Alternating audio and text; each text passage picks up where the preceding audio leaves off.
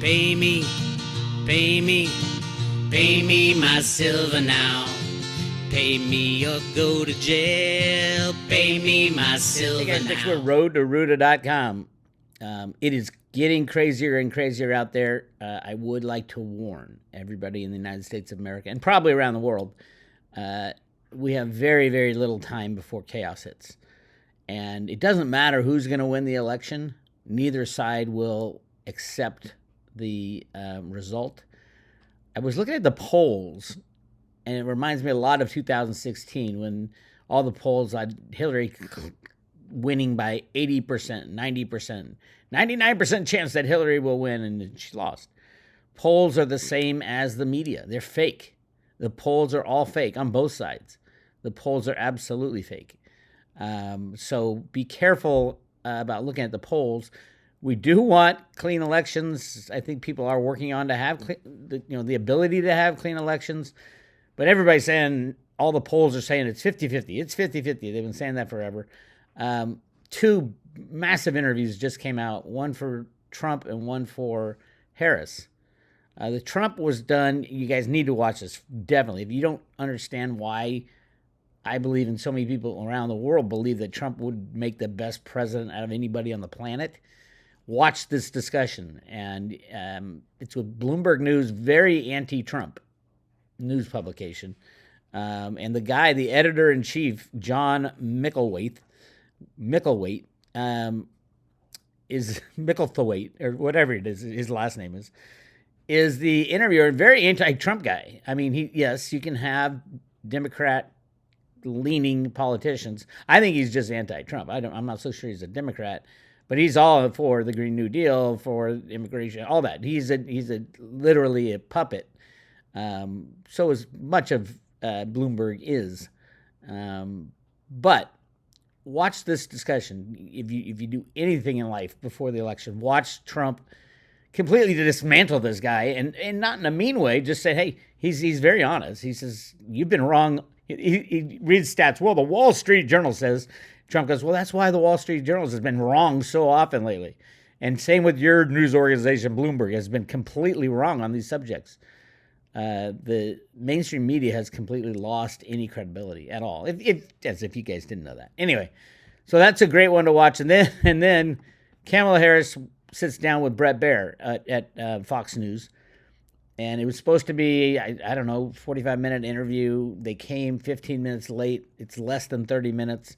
She was talking over Bret the whole time, never answered a question.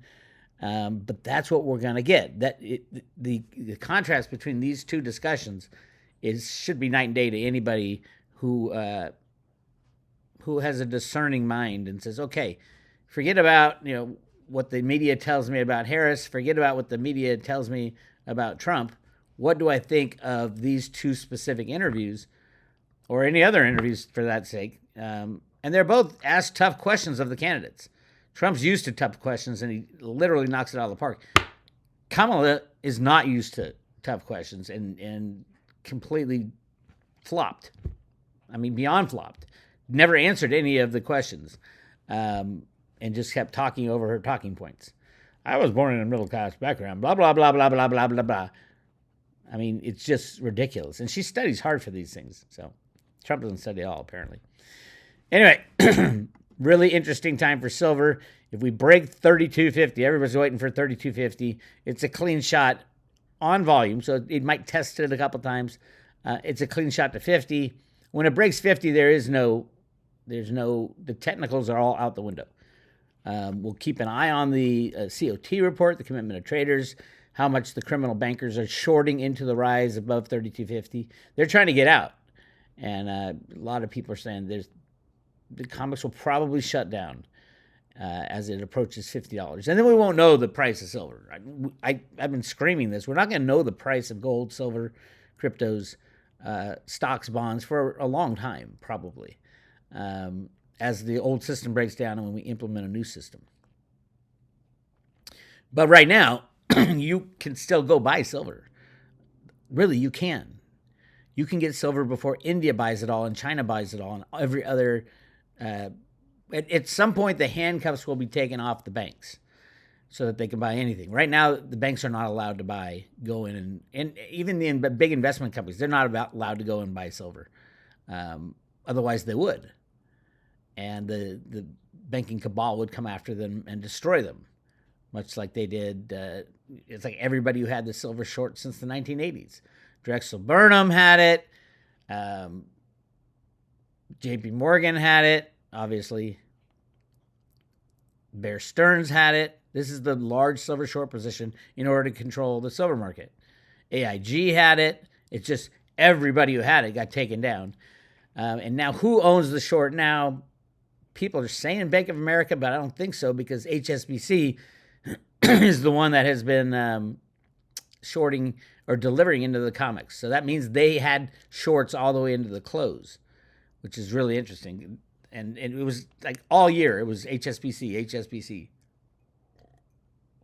It's very apropos, great word, apropos that HSBC, Hong Kong Shanghai Bank, the original silver riggers from the 1850s, be the ones at the end of this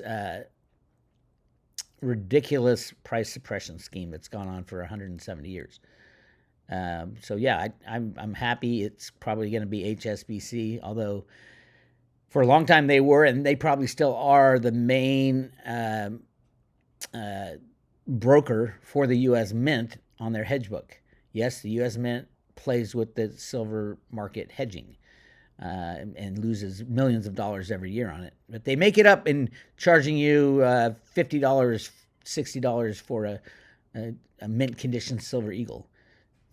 It's just so embarrassing to understand that our government is the rigger, and they assist the banks, they help the banks, and at some point that plug will be pulled, but it hasn't been pulled yet. So yeah, very interesting time for silver investors. Please have your physical silver in your own possession. If you have any last purchases, don't expect to get them through. Between when the election hits, there's going to be no more silver purchases. You're not going to be able to call up Miles Franklin, which I highly suggest if you're buying. My number one choice for you is to go to your local silver dealer and buy from your local guy, because that's who you're going to be selling your silver to.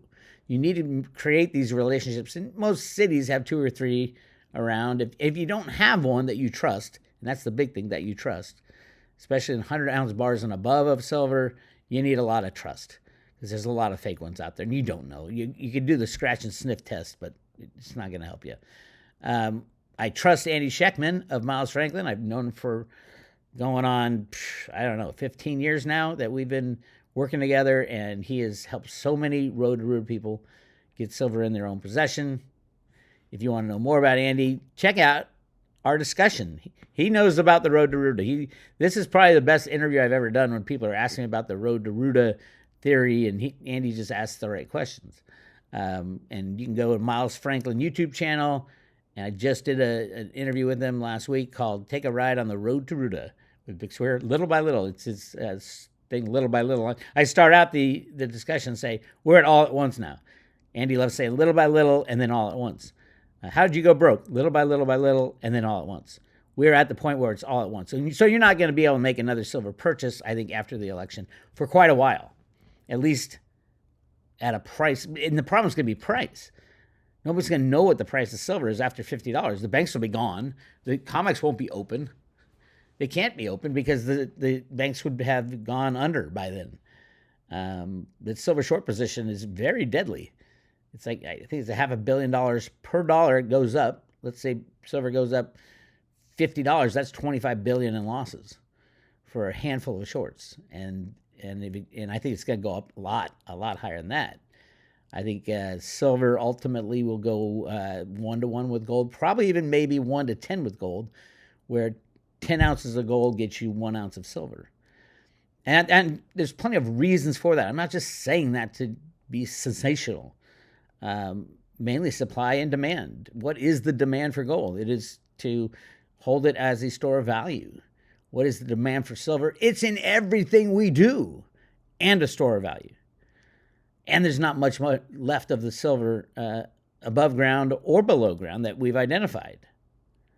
So there's maybe my latest guess, and nobody really knows how much silver, if you melt everybody's fillings, that you can get. Most of it's been thrown away and will never be recovered. Jeffrey Christian thinks you can recover 60 billion ounces of silver that's ever been mined, supposedly, and I don't think so. I think maybe you'll get 5 or 6 billion ounces, maybe, if you go, to everybody's silverware and melt it down. When you contrast that with gold, that there's 6 or 7 billion ounces of gold available. That's a 1-to-1 relationship right there, or a little better in the case of silver. Coming out of the ground is coming out at 7-to-1, as we all know. And if the problem is right now, because the Silver Institute lies, but the amount of silver going into the industrial applications is probably 90 to 100% of what's coming out of the ground right now. If you count all the silver used in the solar situation, they'll probably use 400 to 450 million ounces this year. Of course, the Silver Institute won't tell you that, nor will Metals Focus, who does the numbers for the Silver Institute, but that's what it is, and it's a basic math problem.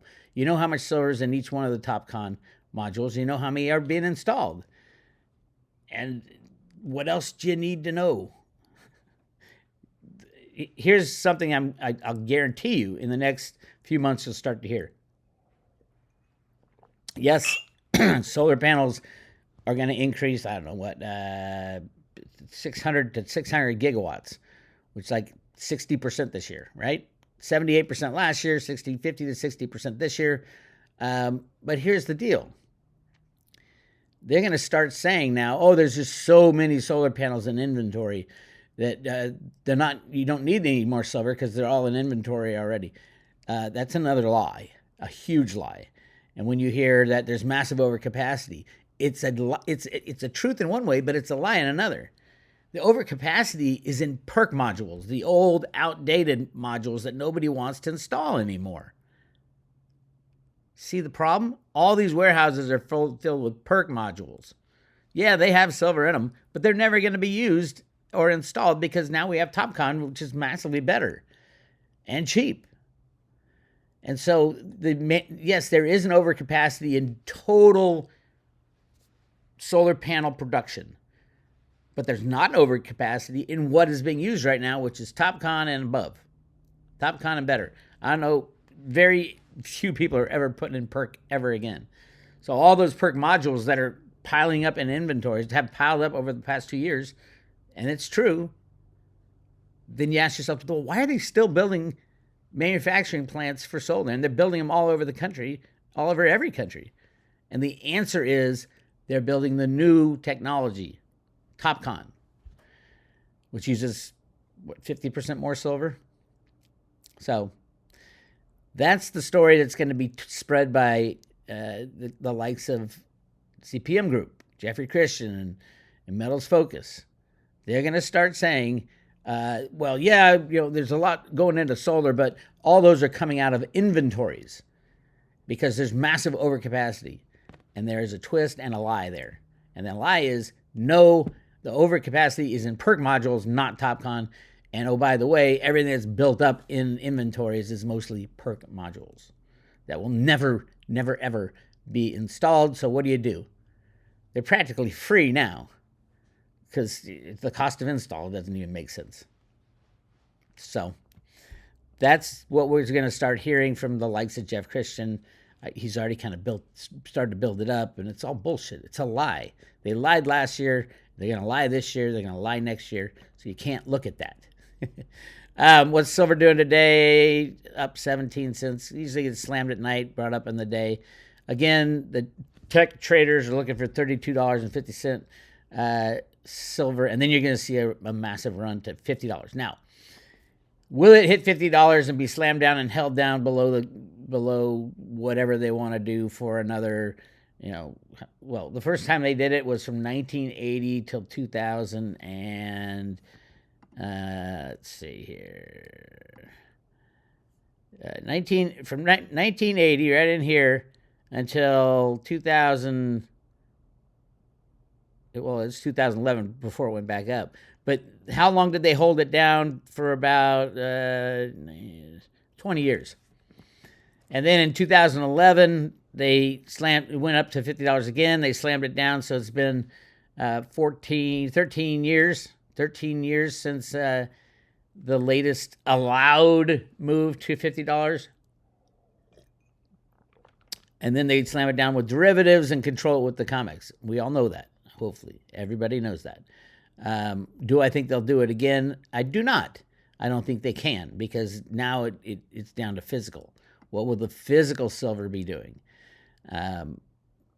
As I've pointed out many times, they knock silver below the moving averages. India is going to pick up, 100 million, 200 million? If they go under the 200-day moving average, which is like $27, $28, India will buy 200 million ounces and import the physical silver and be done with it. China, who knows what they do? Nobody knows, because they don't report. But since they make all the electronics, I guarantee you they use massive amounts of silver. So, in case you didn't know, physical silver in your own possession is going to be the number one thing. I'm going to talk to Jenny Moonstone later today about this, and we're going to go over some of the remote viewing that the Future Forecasting Group did. I'm going to talk about what the results they came up with and see what her take is on it all, because it's really complicated what they came up with, but it isn't 100% in line with the Roto-Rooter theory that we are returning to a gold and silver standard using silver and gold coinage with a technology from Honeywell Corporation that David Ryder, the head of the mint before the current head of the mint, Ventures Gibson, came in, using that technology to scan the crystalline structure of the coins and then put an identifier in a database, in a blockchain, obviously, so that you can walk around, you can hold gold and silver with either the U.S., I don't think it will be a bank. I think the post offices are being set up for that, because when the banks go, the government's going to be the money, they're going to have to give out the money to the people, and they're not going to go through the banks because the banks are gone, but they do have post offices with the security and all that. So we will see. We will see how it goes, but it's clear to me that the Future Forecasting Group saw a different way to manufacture silver. And that's what I think Cliff High's data is pointed to as well, where he sees it something different, two different types of silver, and a different silver isotope is the differentiator. I don't think so. I think what he's seeing in his data is two different types of silver, a monetary silver and industrial silver. And you can differentiate them by taking the monetary silver, making a coin, identifying how that coin is put together. Each coin is very different. They might look the same and have the same date, but when you get down to the structure of the metal that this Honeywell equipment can scan, every single coin is different. And you attach a blockchain wallet to it, and poof, you've got a system where your individuals can walk around with a cell phone and buy a loaf of bread with 0.00000012 ounces of silver based on their blockchain wallet. Pretty cool. And that's what David Ryder was doing until he got kicked out when Joe Biden got in and Ventures Gibson stopped making silver eagles. It all fits, 100%. All right, I also wanted to take a look at this. If you didn't know by now, the gold-silver ratio is at 85-1. That should, like I said, there's more gold out there than there is silver, and yet every single statistic says the gold-silver ratio should be below 7-1. 7-1 is what it's coming out of the ground at. And 1-1 is what is above ground right now. And historically it's 16-1, but remember, 15, 16-1, that's just wrong now. It was right back then because there was 16 ounces of silver for every 1 ounce of gold. All that silver's gone now. We haven't been on a true gold-silver standard. Who knows if we ever were, but I'd say before the 1900s. Before the creation of the Federal Reserve. And a lot of that has been rigged. It's going way back to the 1850s when HSBC was set up to steal all China's silver. What payback, too. Amazing payback. China and HSBC. HSBC is bleeding silver while China's loading up on it. That's great payback. If you ask karma, that's karma. All right. Now, moving on to the situation that I believe will happen in the next 2-3 weeks. or at least before inauguration, if Trump gets in before inauguration, and that would be the invasion of Taiwan by China. See, I'm thinking it'll happen before the election or during the election. Perfect time for China to do it, because who's in the White House right now? Does anybody know? Raise your hand if you know who's running the show right now, because it's not Joe, obviously. It's not Kamala, obviously. I mean, why isn't Kamala taking over the reins if she's such a great leader? Why isn't she taking over the reins? And I think Brett Baer asked her, "Hey, Kamala, weeks before you guys took out Joe Biden as being incompetent, you were saying he was like the most powerful leader you've ever worked for. What happened, and what were the telltale signs, Kamala?"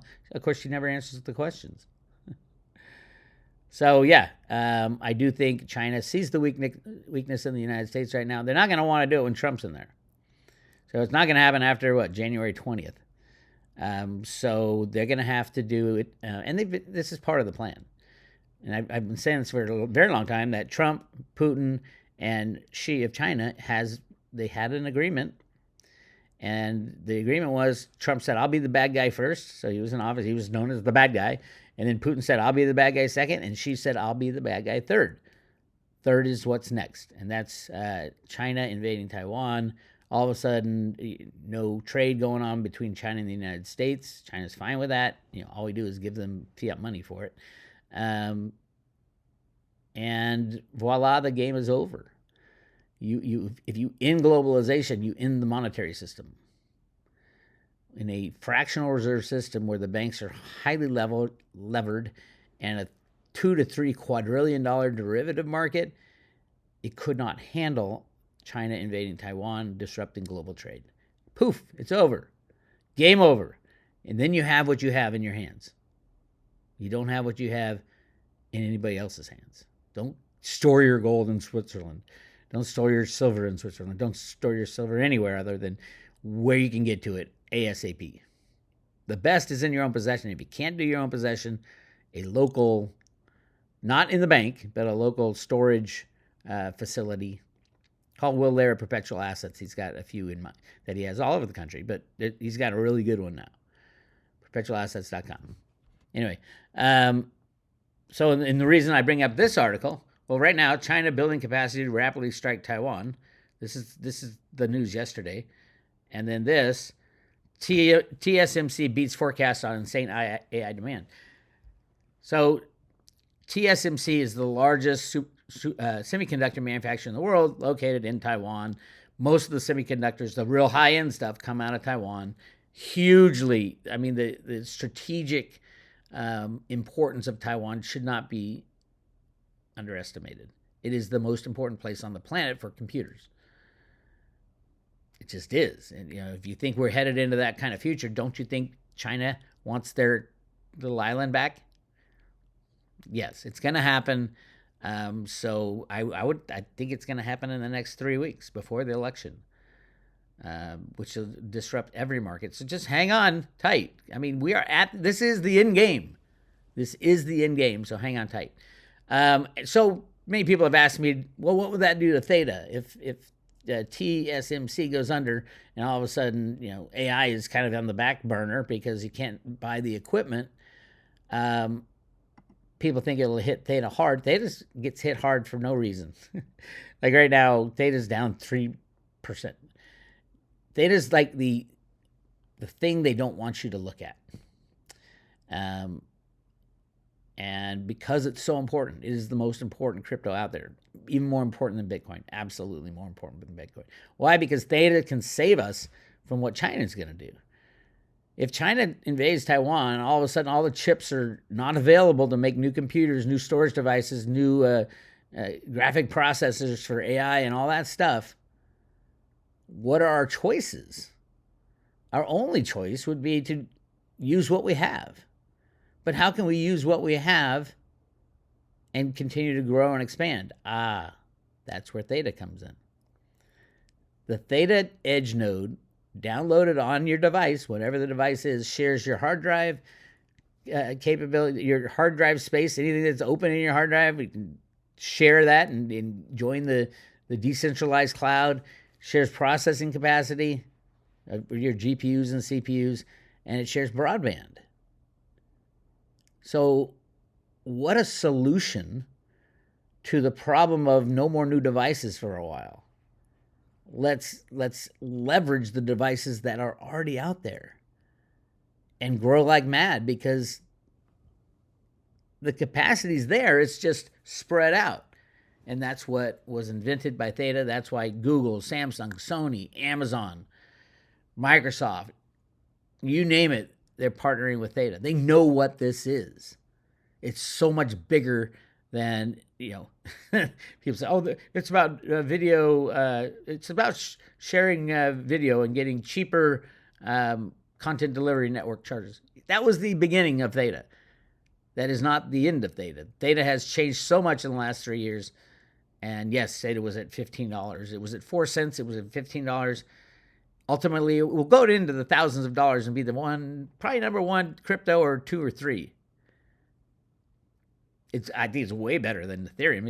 It can do it exactly what Ethereum does, except much faster and much cheaper. But no reason to even concentrate on that. If Ethereum goes away, Theta's there. They run off the same code. And then if you get down that rabbit hole, Theta Fuel is an even better buy. It's under 6 cents. I think Theta Fuel, Theta ratio will go. Nobody knows exactly where it'll go, because Theta Fuel will be the thing out there that everybody's trying to earn and use when they all share their computer components. The Theta tokens are a governance token to make sure the blockchain is strong. That's great, and that's needed. But Theta Fuel is going to be the operating currency of that system, and it's going to be global, and it's going to be, especially if China invades Taiwan and all of a sudden there's no new hard drives for the cloud, for example. What's the cloud going to do if they can't get any more hard drives to expand? Not any, but the vast majority of the real high-end chips come out of Taiwan. So, yeah, you should have Theta. You should have Theta Fuel. Mainly Theta Fuel, I think, for now. I think about swapping, too. I mean, it's 21, 22 to 1 right now. I think I'll get to 5 to 1 or better. I think it's, in production, I think it's 6. Well, I can tell you right now. There's 6.7 billion T-Fuel out there and 1 billion Theta. So it should at least be 6.7 to 1. But it's 21 to 1. So that's a tripling by buying T-Fuel over Theta. It's very much like silver and gold. You're going to do 80 times better if you have silver than if you have gold, in my opinion. But there's reasons to back it up. I'll give you my opinion, but I'll explain why.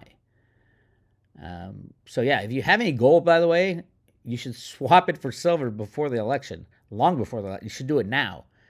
And Miles Franklin will do that. Contact them, info@milesfranklin.com, info@milesfranklin.com. They'll swap your gold for silver.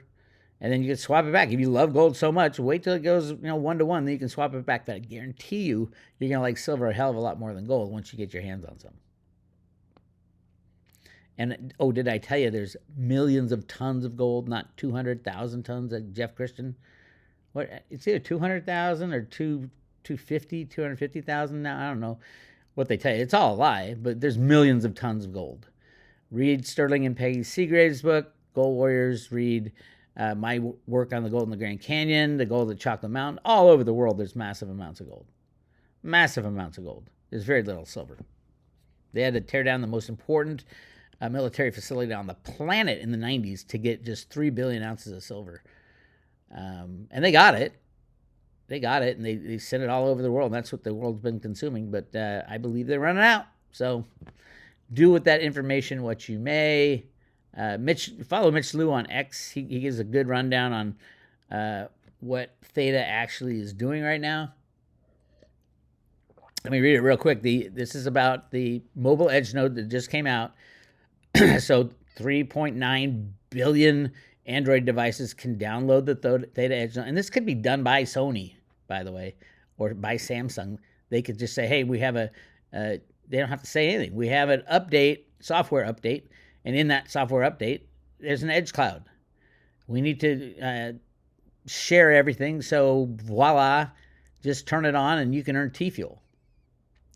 And all of a sudden you got 3.9 billion nodes sharing information and fastest network in the world.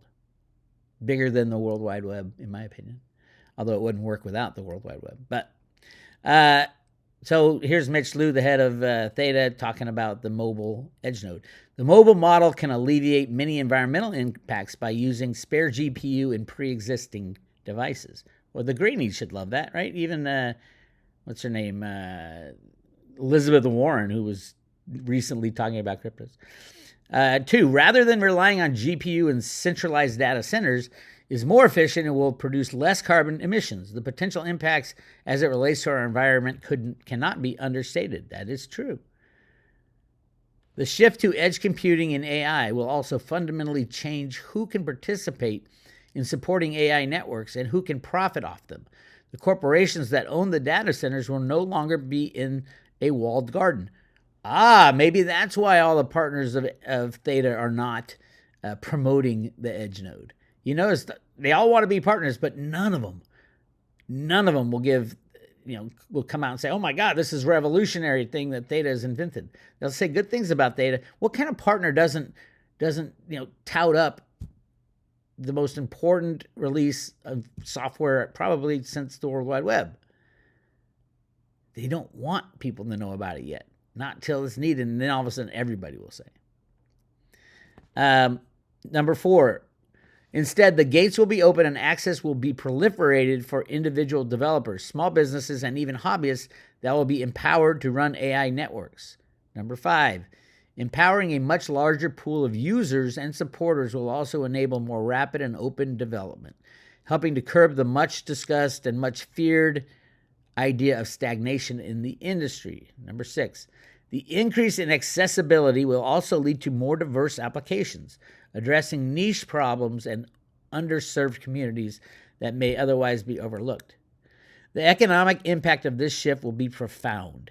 By allowing the community to monetize their devices' idle computing power, the new revenue streams will run deep. It also opens new markets for consumer-grade AI hardware and edge-optimized software. By the way, when the remote viewing guys were looking at Theta, both Dick and Hitomi saw Theta used as universal basic income. What a way to distribute a universal basic income. Everybody's got a cell phone. And at some point, Apple will also approve. Right now, the Apple operating device, they don't let you run the edge node, but they will as more and more people get it. So you'll have every mobile device, every device on the planet with certain parameters, but most devices on the planet able to run an edge node and just sit there, run in the background, and hey, look, I earned another 1/10 of a T-fuel. The future of AI innovation lies not in building larger data centers, but in harnessing the power that already exists in our pockets and our homes. By shifting focus to edge computing, the more inclusive, efficient, and innovative AI ecosystem can emerge. And number 9, this decentralized approach not only democratizes AI, but also aligns with global sustainability goals, ensuring that the benefits of AI are accessible to all, not just the privileged few. Well said, Mr. Mitch Liu. Yeah, I hope it's obvious. You guys, a lot of you have already been in Theta or buying more Theta or staking T-Fuel, all that stuff. Good for you. We do have a page on the private road that teaches you how to buy, store, and stake it. It is not on Coinbase, and it's not on Gemini yet, and not on any of the U.S. exchanges. Why? Again, they don't want you to know about it yet. You will. Oh my God. The moment that Theta hits Coinbase, good night. Theta and Theta Fuel will hit at the same time. Triple, quadruple pricing. I don't know. Who knows? Get it in your own possession. That's what I would warn you about. Anything on Coinbase, you need it in your own possession. Buy it and sell it there, but get it off. If you have cryptos there, you can kiss them goodbye when the system starts to fall apart. Just a little wink and a nod. Good advice there. Anyway, I got to get on the phone with Jenny Moonstone. We're going to be talking about all this stuff and a lot on silver and a lot on the election, and we'll get her predictions on that stuff. Great stuff there on at Road to Ruta. I'll be doing more private road stuff this weekend. This is the time. This is the end game for these guys, and they're not going to go out without a bang. Hey, if you want to join the private Road Router, go to roadrouter.com. Click on subscribe today. We're currently giving away a paper wallet mailed to your front door with 10 Theta, 100 T-Fuel, and 1,000 T-Drop, all loaded on paper wallet. You don't have to know anything about cryptos. And it gets mailed to your front door. You take it, you stick it in your safe with your silver, and you say, hey, I'm in cryptos. We've been doing this for a long time for different coins. Some work out. For example, we're giving away 0.1 Bitcoin for a long time. Now that's what, $6,000. So I'm not saying that Theta will go that high, but I think it very much has the possibility to. So go check it out, roadrouter.com. Click on subscribe today. That's all I got. I'll talk to you later.